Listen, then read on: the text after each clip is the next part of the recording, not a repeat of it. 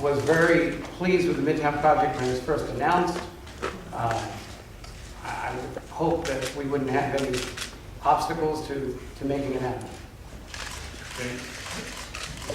I'm James Fedor with Me Today. Wanted to ask two questions that Long Islanders are concerned about. First, the property tax cap, which Governor Spitzer supported. Where do you stand? And also the looming decision on the Broadwater liquefied natural gas facility in Long Island Sound. Will you approve that project? On the property tax cap, the governor and I felt that this was a good idea. We appointed County Executive Swazi to oversee a commission that will look at how to do it.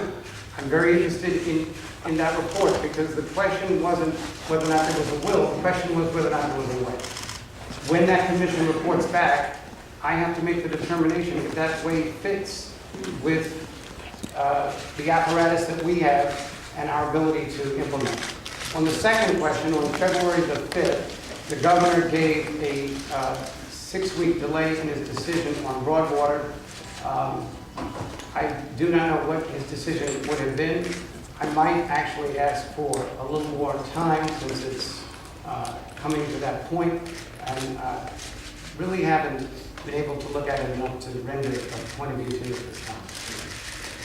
Lieutenant Governor Susan Arbetter from New York Now. What are your passions? What are you going to make your priorities in the next few years? That we have an economy upstate that caused 191,000 adults to lose their jobs since the turn of the century. That we have an educational system downstate that has failed many children in New York City. That we have a subprime mortgage crisis that's attacking those who own homes all over the state. I want to pass this budget in a way that is commensurate with the tremendous economic hardships that our budget has experienced, but at the same time recognize that there are people out there with families, and there are people out there with needs, and to try to balance all of that would be my priority, and to try to put all my energy into it. Governor Berkeley Green from NBC Rochester. Other than resigning from office and the embarrassment associated with that, do you think Governor Spitzer should face any more punishment? Should he face criminal charges? I think that what happens in these situations is that we have to leave it to the prosecutors. As I said before, I mean, I'm a very dear friend of Governor Spitzer. I know what he's gone through this week. You know, in my heart, I think he's suffered enough. There are probably people who don't know him that well, who just look at government and feel very disappointed, very dispirited, confused, probably think that whatever punishment he might get wouldn't be enough. This is why we have dispassionate law enforcement that looks into these situations, decides on what the charges will be, renders a decision, and as citizens, we should leave it in their hands and support them. Which I do.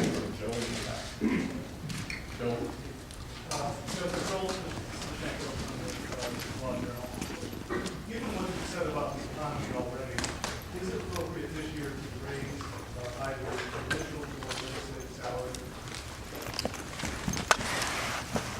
I think that given what's happening in the economy, it's going to be very difficult to move on any type of enhancement at this particular time. Obviously, legislative salaries are connected with judges, and most of your affiliates have weighed in on the need to find a way to raise their salaries because we're trying to get our best and brightest to stay behind the bench, but knowing that their salaries sometimes aren't even up to first-year associates in major law firms. And so those would be my goals, and to try to separate them would be a desire. It has not worked to this point, and I'll just try to work with it. You have time for two more? Mike Tyson from NBC News. People around the country who are going to get to know you now can't help but remark on two remarkable aspects, historical aspects of the presidential back to the first half of the governor of the state, third in the country's history. Talks about those aspects. I didn't talk about those aspects of who you are. In some ways I feel that I'm sitting on a sand castle that other people built. There are so many African Americans, both men and women, who throughout the past couple of centuries have struggled unremittingly to try to advance opportunity for all people and for themselves. I think they would have been far more qualified than me to serve in this position.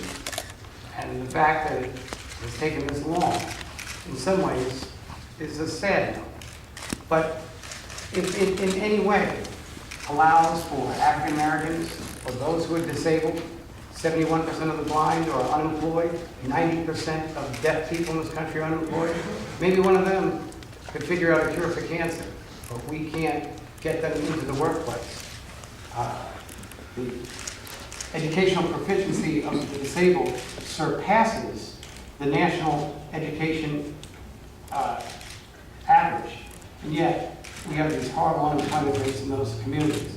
So to whatever extent my presence impresses upon employers or impresses upon younger people who are like me in either way, or Hispanics or women, we've never had a governor from either of those communities, then I would feel very privileged, very proud, and very flattered to be in this position. Last question from Jacob. Jacob Gershon from the New York Sun.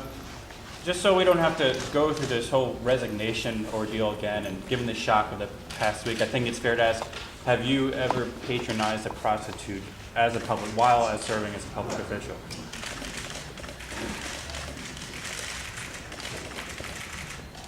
Only the lobby.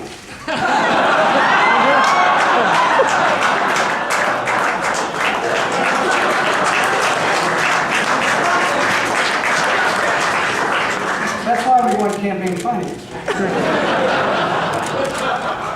Thank you very much.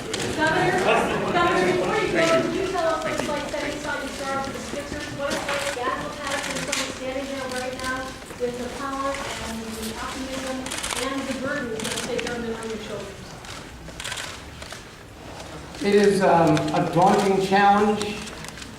I've had many of them, and I'm pretty excited about trying to fulfill what is expected of me. That's always a high expectation, and it's fun in the one life that we all have to try to go beyond, perhaps even where you may have thought you ever went. Good job. Thank you.